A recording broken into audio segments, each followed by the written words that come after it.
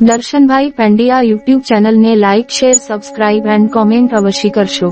Thanks for watching. Have a nice day.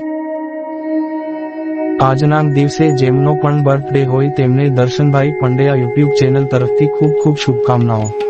તેમજ આજના દિવસે જેમની પણ મેરેજ એનિવર્સરી હોય તેમને દર્શનભાઈ પંડ્યા યુટ્યુબ ચેનલ તરફથી ખૂબ ખૂબ શુભકામનાઓ પાઠવવામાં આવે છે.